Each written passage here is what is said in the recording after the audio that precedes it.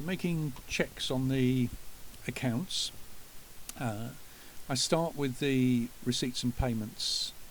So let's look at the playing fields one, and let's start with the current account, bank account. And first, an obvious check is at the end of the month that I'm looking at. I'll just go to the last entry here. So at the end of that July, I check, was that what was on the bank account? And if it is, then I'm happy about most things. The next check I make is that, and we'll go up to the top of this, is that I've got no checks in this R&P column. I haven't, but let's create one. So if I haven't put an account name in there, you'll see I get a checker. It says check. And the first thing it's checking is if this is actually part of receipts and payments, and the formula up here is actually checking if it is. If it's a receipt or a payment, I need to know which account it goes into. If I haven't got one, I need to put one in. Okay, so we'll put that in. Oops. And it's now happy. The other thing it's going to check is that all the credits and debits add up. So I've got this amount coming into the bank account. Have I allocated it over here to one of the categories? And yeah, I've allocated it to Pavilion Bookings. But what if I'd made a mistake and accidentally deleted that thing? And you'll see immediately it throws up a check. Okay, so I look for checks in there. I'm also going to look for checks in here, so there aren't any there at the moment. What this column does, the check column, is checking that where I've not got an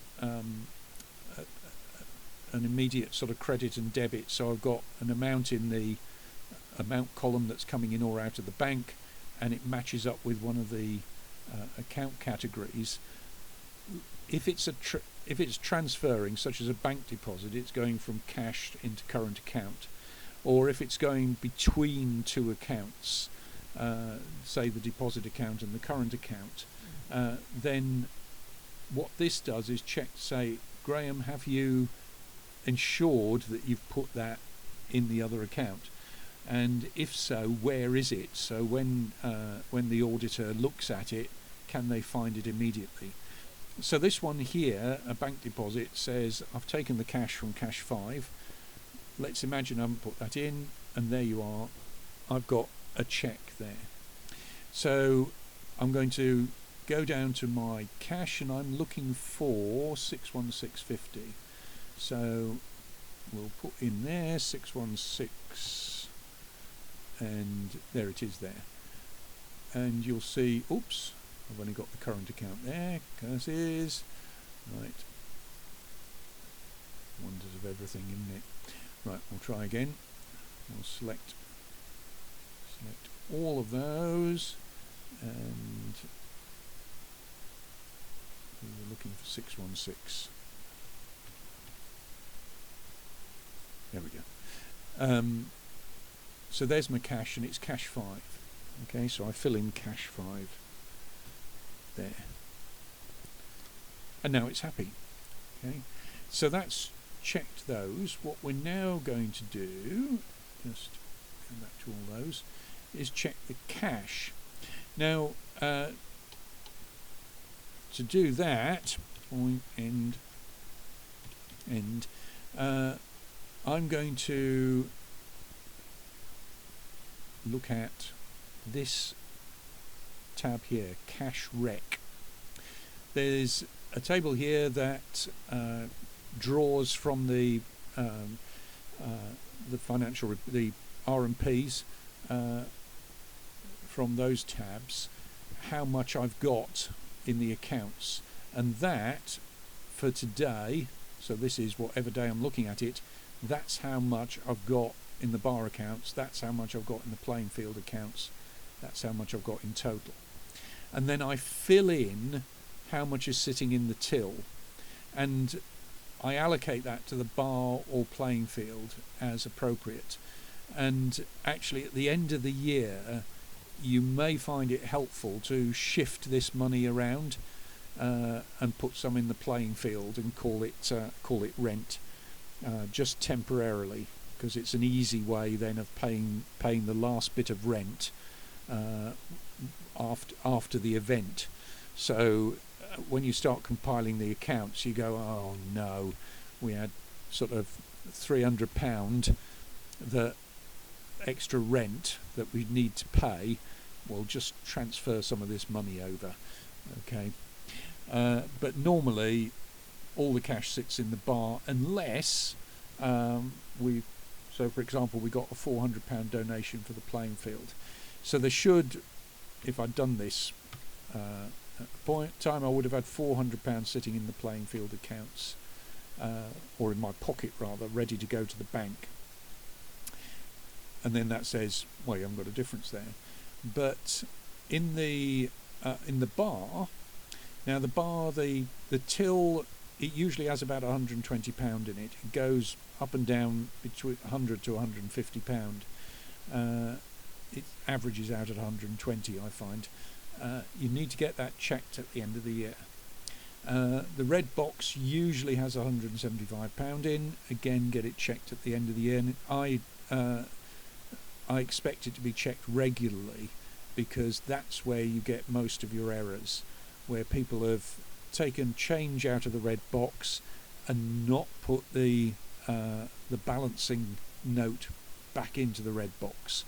It's very, very easy to lose money that way, and this will highlight it for you. I'll show you what to do if that happens. And then the money to be banked, I don't know how much was around at that time, but let's imagine that what are we, we're £227 short, so let's imagine we had £200 to go to the bank and we got a difference of £27. £27 I'm not going to worry about. At the end of the year I just put it in as an adjustment. £300 I would worry about, okay, and I'd start trying to work out where it's gone, and usually it's a double entry or a mistake somewhere. I'll just go back to if I go to the bar cash here, the Jubilee, the Platinum Jubilee, and you'll see there was a lot of money, a huge amount of money. Till change check. That one I'd gone through after the event. I went through the till and the change box, and the till was about £10 short. The change box was £105 short, and that's why I say you need to check those boxes regularly. And then the final check I do is on the financial reports. They have got at the end of each of the balance sheets, just there, so underneath the total equity and here, you'll discover that there's a little formula sheet. If I've got a mistake in there, so I've deleted the retained earnings, this will fire up red. So if my equity doesn't equal my assets, I'm going to get a warning. Okay, and that works for both the playing fields and the bar. Tech sheet. Yeah, I think that's it.